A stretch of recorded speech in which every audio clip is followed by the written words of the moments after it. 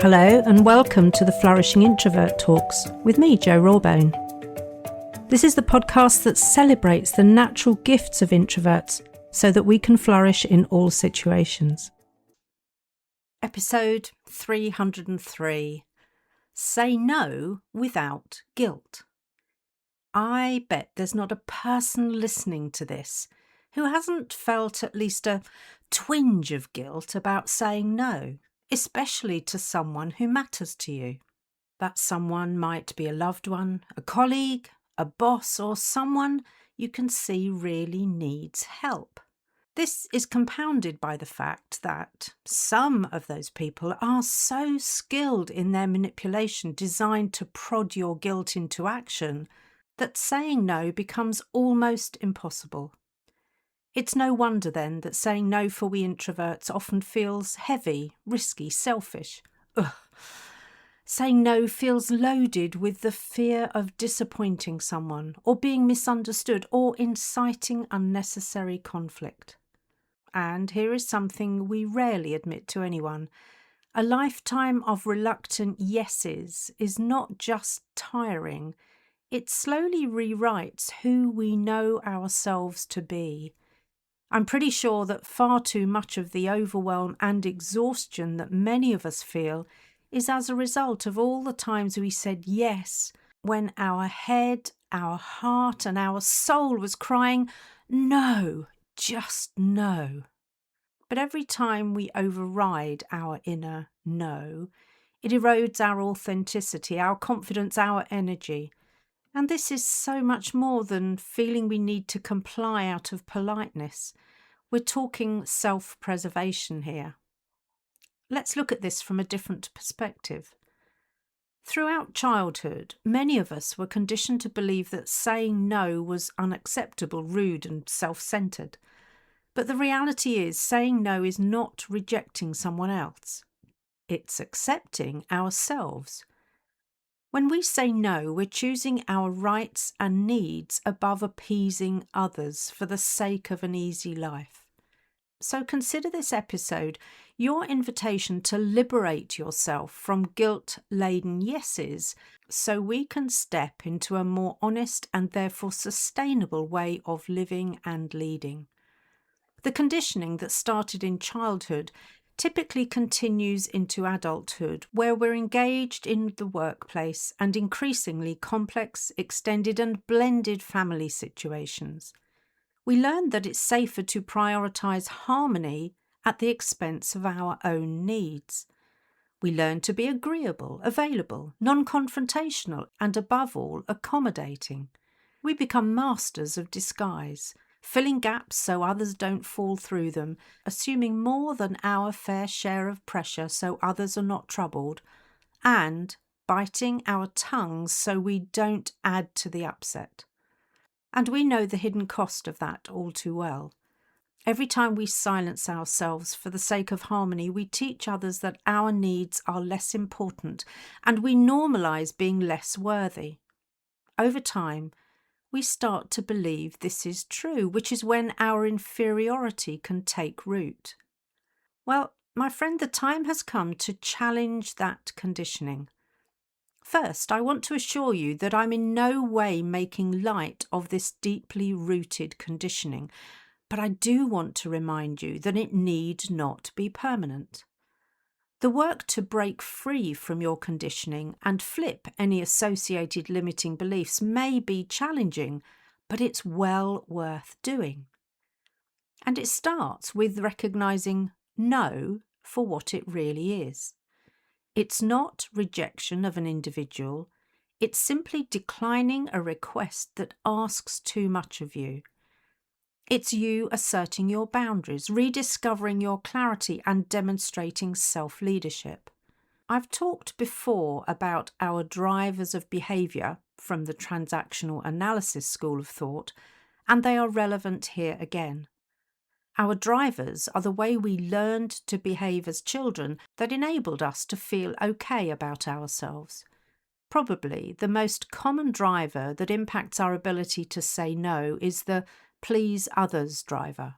When this is in operation, we like to keep everyone happy, and because it's please others, it's typically at the expense of our own happiness. And this may be accompanied by a side dish of be strong, where we believe it's not okay to show our emotions. This combination in particular means that saying no will leave us feeling decidedly not okay. Ringing any bells? So these drivers and associated beliefs really are a double-edged sword that presents a painful paradox. Comply with them in order to feel okay, whilst knowing you're sacrificing who you are and what you really need. And as a result, you feel that niggling not okayness. Yet, if you override them, you feel guilty, albeit relieved about finally being honest. So, what's a person to do? Well, this season is a great time to start practicing your no's. Let's face it, we can't do everything and be everywhere anyway, so people won't be surprised when you say no. Will it take courage? Quite probably. Will it be worth it? Hell yes. So we need to consider how we say no and what we say no to so that we find the balance of our okayness. That happy medium is to be found when we're not in the grip of our drivers and not being ruthlessly self-centred. We'll add a sprinkle of the kindness that I spoke about in episodes 221 and 299 because we need to be kind to ourselves.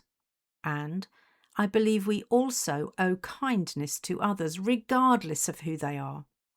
Remember, it's unkind to say yes and then not show up or do what we said yes to. So I offer you a selection of practical actions, not a formula to follow, but a buffet to choose from.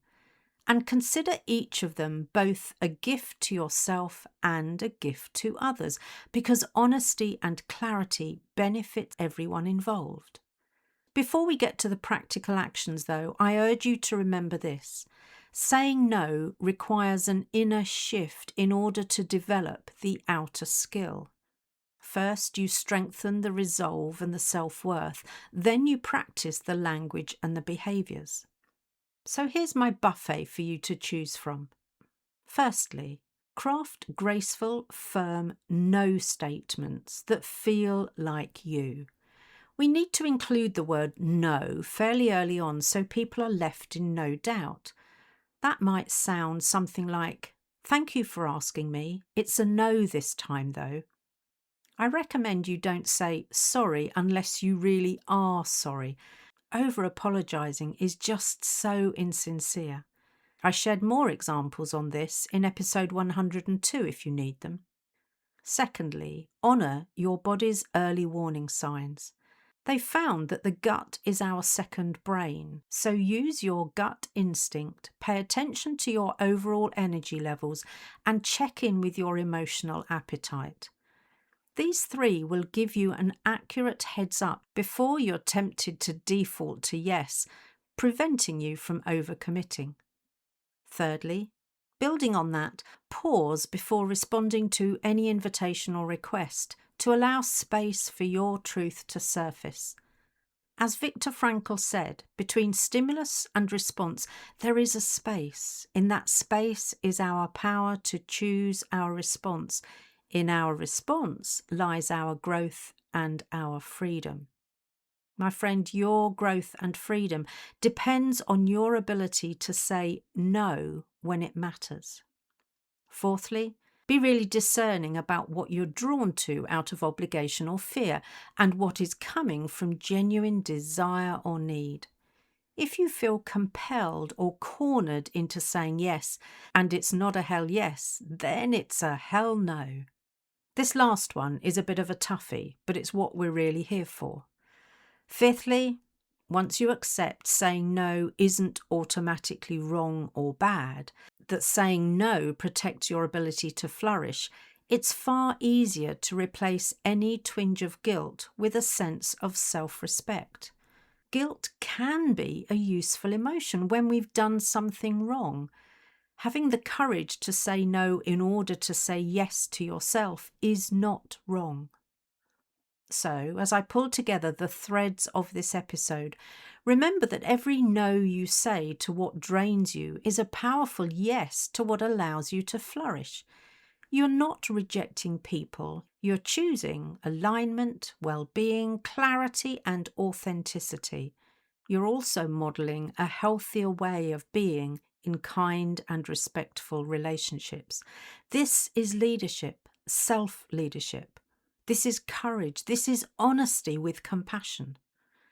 In closing, I invite you to imagine yourself offering a clean, kind, confident no without the old familiar twinge of guilt. What will be there instead of the twinge? Maybe the lightness that comes with choosing commitments you're genuinely happy to make and keep. That enables you to notice the relief that comes from respecting your energy as you let go of the pressure to please.